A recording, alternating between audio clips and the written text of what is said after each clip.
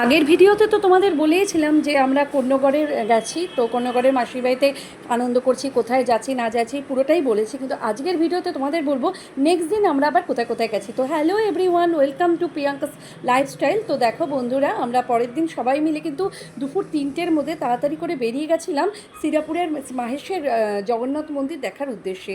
তো গাড়ির মধ্যে আমরা সবাই মিলে খুব আনন্দ করতে করতে যাচ্ছিলাম। আর মাসিও এতদিন পরে আমাদেরকে পেয়ে এত আনন্দ পেয়েছিল যে বলার মতো নয়। তো আমরা গল্প করতে করতে পৌঁছে গেছিলাম মাহেশের জগন্নাথ মন্দিরে। আর মন্দির চত্বরে দেখো চারদিকে মানুষ কত পসরা নিয়ে বসেছে, কত মানুষ কত রকমভাবে জীবিকা নির্বাহ করে এভাবে। তো যাই হোক, আমরা এরপরে ঢুকে গেছিলাম জগন্নাথ মন্দিরের মধ্যে। আর জগন্নাথ মন্দিরের মধ্যে ঢুকে প্রথমেই আমরা সবাই মিলে কিন্তু ফটো সেশন করে নিয়েছিলাম। এতদিন পরে সবাই মিলে ফটো সেশন করার এই সুবর্ণ সুযোগ আমরা কিন্তু হাতছাড়া করিনি। আর বাচ্চারাও দেখো বন্ধুরা আমাদের সাথে এসে কিন্তু যোগদান করেছিল, ওরাও কিন্তু ফটো সেশনে সমানভাবে অংশীদার হয়েছিল। সে যাই হোক, তারপর আমরা চলে গেছিলাম জগন্নাথের মূর্তি দর্শনে। আর সেই মূর্তি দর্শন করে আমরা এত খুশি হয়ে গেছিলাম যে বলার মতো নয় বন্ধুরা, অপূর্ব জগন্নাথের সেই রূপ।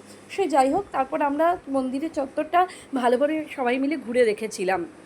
আর এদিকে দেখো, আমার হাজব্যান্ড আর আমার মেয়ে চলে এসেছে সেলফি তোলার জন্য। ওরা বলছে চলো একসাথে একটা সেলফি তুলে নিই। তো সেলফি তুলে নিলাম। তারপর আমরা চলে গেছিলাম বন্ধুরা অ্যালকভের মলে। শ্রীরামপুরের অ্যালকভের এই মলটা নতুনই ওপেনিং হয়েছে, কিন্তু মলটা কিন্তু বিরাট বড়। আর বাইরে যা গরম ছিল, সেখান থেকে মলের মধ্যে এসে যেন আমরা স্বস্তির নিঃশ্বাস ফেলেছিলাম। প্রথমে মলের চারদিকটা আমরা একটু ঘুরে দেখে নিয়েছিলাম। তারপর কিন্তু আমাদের খুব খিদে পেয়ে গেছিলো, আমরা ডাইরেক্ট চলে গেছিলাম ফুড কোর্টে। কিন্তু ফুড কোর্টে গেলেই তো হবে না, ওখানে গিয়ে তো খাওয়ার অর্ডার করতে হবে। তো সবাই মিলে চলে গেছিলো ফুড কোর্টের ভেতরে অর্ডার করতে। আমি, মাসি আর আমার মেয়ে আর ভাইয়ের ছেলে আমরা বসেছিলাম। তো তারপর ওরাও সবাই চলে এলো আর খাওয়ার অর্ডার দেওয়া হয়ে গেছিলো।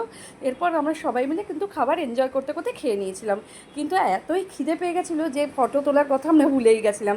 তো তারপর দেখো বন্ধুরা, বাচ্চারা একটু ফ্রেঞ্চ ফ্রাই খাচ্ছিলো। তো খেতে খেতে তারপর রাত হয়ে আসছিলো। তারপর আমরা ভাবছিলাম এরপর আমরা কোথায় যাই। তো তারপর আমরা চলে গেছিলাম প্রথমেই বাজার কলকাতার উদ্দেশ্যে। মেয়েরা শপিং মলে যাবে আর জামা কাপড় দেখবে না, এটা কি হয়? আমরাও তেমনি এই সুযোগ ছাড়িনি, আমরা তাড়াতাড়ি চলে গেছিলাম বাজার কলকাতার আউটলেটের মধ্যে। সেখানে নানান রকমের জামা কাপড়ে ভরা, আর এত ডিসকাউন্ট, এত ভ্যারাইটি যে বলার মতো না। কিন্তু রাত হয়ে আসছে, বাড়ি ফেরারও তারা। তো আর কিছু করার ছিল না, মনে হলো যে পরে এসে আমরা আবার দেখব। তো তাই যাই হোক, তারপর আমরা ওই বাজার কলকাতার আউটলেট থেকে বেরিয়ে আমরা চলে গেছিলাম জুডিওর উদ্দেশ্যে।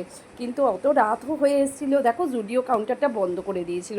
তো আর কি করব, মনটা খুব খারাপ হয়ে গেছিলো, জুডিওতে ঢুকতে পারছিলাম না। তো তারপর আমরা আবার ব্যাক টু হোম বাড়ির দিকে সবাই যেতে থাকলাম। ভাবলাম চলে যাই আজকে, এরপর তো আবার আসলে আবার যাব। তো সবাই মিলে ভারাক্রান্ত মন নিয়ে আমরা বাড়ির পথে ফিরে এসলাম।